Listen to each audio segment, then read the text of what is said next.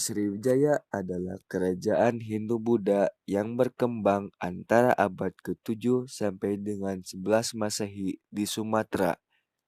Sriwijaya tidak hanya dikenal sebagai kerajaan bahari, tetapi dikenal juga sebagai salah satu pusat penyebaran agama Buddha dan pengajaran bahasa Sanskerta.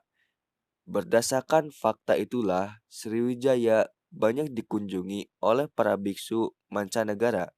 Selain itu, akibat hubungannya dengan kerajaan lain, tidak mustahil di Sriwijaya ada kelompok masyarakat yang beragama lain.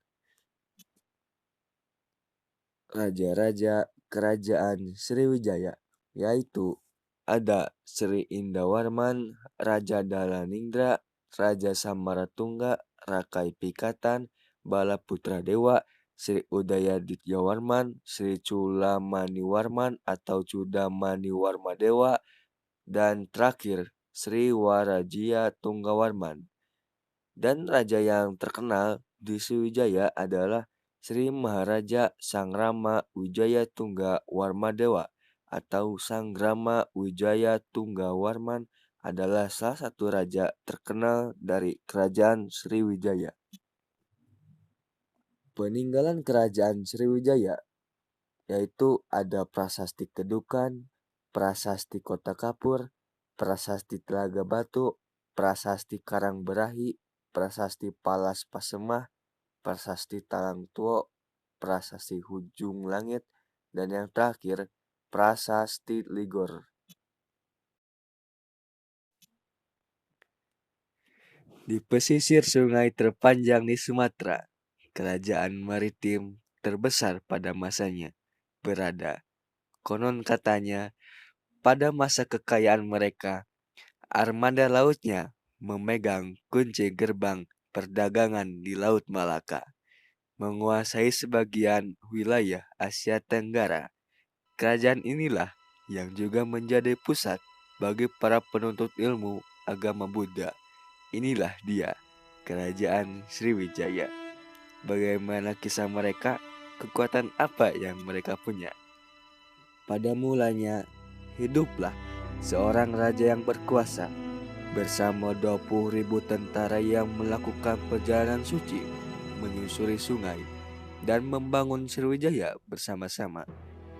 Ia membangun kerajaan dari selatan Sumatera, Jambi, dan mengembangkan sayap hingga ke semenanjung Malaysia. Di suatu masa, kekuatan mereka semakin jaya. Kapal-kapal berteknologi paling canggih pada masanya berhasil mereka ciptakan. Inilah cara mereka menguasai perdagangan rempah-rempah dunia sampai setengah abad lamanya. Namun, bumi berputar. Kejayaan mereka pun akhirnya memudar. Apa sebabnya? Seperti setir nahkoda yang terus berputar, kejayaan Sriwijaya ini perlahan memudar. Serangan kerajaan dari negeri seberang menjadi alasannya. Mereka bertahan, namun serangan selama 20 tahun lamanya memukul mundur pasukan mereka. Setelah kejadian itu, tanah Sumatera perlahan digantikan oleh kerajaan Jawa. Masuknya pengaruh Islam yang dibawa para pedagang-pedagang India juga melunturkan pengaruh Buddha di sana. Sriwijaya pun hilang dari peta. Bukan karena pepecahan dari dalam yang memporak-porandakan mereka, bukan pula perang saudara, melainkan serangan dari negeri yang jauh di sana. Sriwijaya mungkin kalah, tapi teknologi dan kekuatan maritim yang kerajaan tangguh ini telah bangun menyadarkan kita nenek moyang kita memang pelaut, dan di sana kita harusnya berjaya.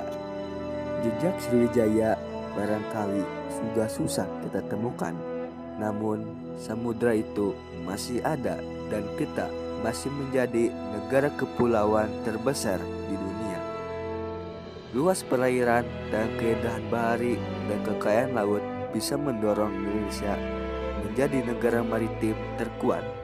Perlahan, prestasi itu pun mulai kita capai.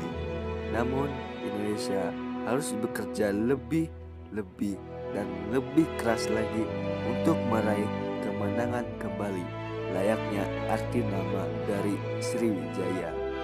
Meski sudah menjadi sejarah, Sriwijaya berhasil menjadi simbol kebesaran awal Nusantara, simbol bahwa negara kita memang kaya, kita berdaulat dan merdeka di tanah, laut, dan udara. Sebuah kekuatan maritim yang sudah ada sejak lama, yang masih dan akan terus ada hingga selamanya.